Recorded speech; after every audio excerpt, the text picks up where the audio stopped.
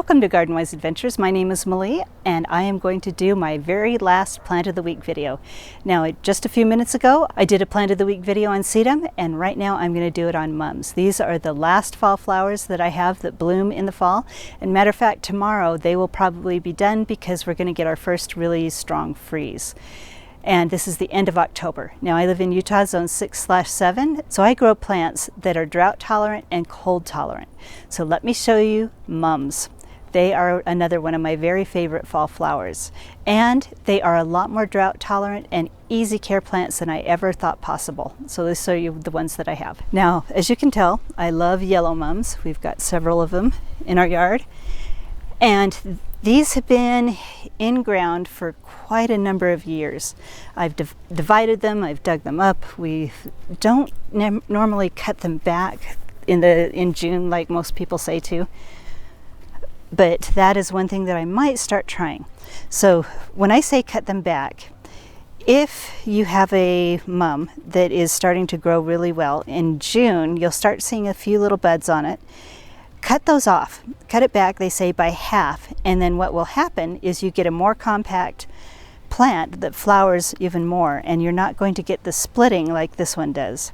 Now, the reason that these split is because the stems are long, the flower buds are heavy, and then when the rain hits, it just opens up like this. So I think, I've never cut them back in June before, but I think I'm going to try that. Here's another color. This one is a little less vigorous plant than the yellow ones, but I still love the flower colors on this. I love the combination of that. And when these start blooming, the butterfly bush out there back here is usually got blue flowers on it. You can see the last remnant of the blue flowers on this butterfly bush. This one is Pugster Blue, so they're fun. Here's another one that hasn't split as much. This is also a yellow one.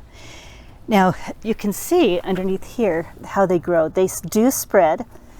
They don't self-seed. Well, actually, I'll take that back. I'm going to take you up on the top of I'm going to take you back up near my compost piles and show you some that have self-seeded. But this is the first year I've seen any mums self-seed. So these are the cute little mums that reseeded themselves at the top of my hill. This one is just starting to come in bloom. This one's in full bloom. And this one, underneath all my lemon balm and catmint, is starting to fade. Now these are up where my compost bins are. I think I will probably dig these out and share them with somebody else, because this entire area is probably going to be turned into another garden bed. This is another gorgeous color. This one has really heavily split. This one is in a little bit more shade. So I think that the stems were a little weaker, but I will try cutting this one back next year and see if it does better. And here's another one that was a division from the one on the other side. So this is what it looks like when it doesn't have dead buds on it. Isn't that gorgeous? And behind it is a grass called pink muley grass. It's losing its color right now, but for a while those little seed heads were really brilliant pink, and it was really gorgeous. It still is really pretty back here behind this mum. Now, there are several different varieties of mums, and you do need to be careful to get the ones that are hardy. A lot of the mums that you find at the grocery store have been forced to bloom early, and they are not as hardy.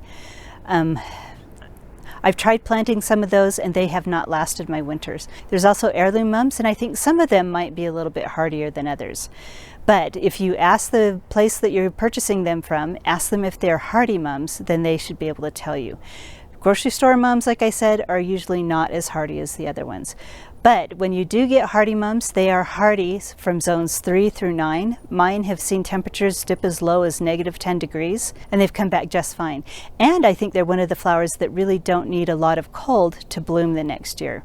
Now, the mums that are here on my property only get watered once every week to 2 weeks, so they're extremely drought tolerant. They get cut back once a year at the end after they're done blooming. And they don't need any fertilizer. I have never fertilized in any of my mums, although I probably did fertilize them when I planted them. But they are absolutely amazing. Now, I'd love to hear if you have mums that you've grown on your property for fall color and how well they've done for you, and if you've been able to grow any of the heirloom mums in a colder area. So hopefully this video has been helpful for you. If it has been helpful, I hope you like, subscribe, share it with your friends, and go have a wonderful gardening adventure.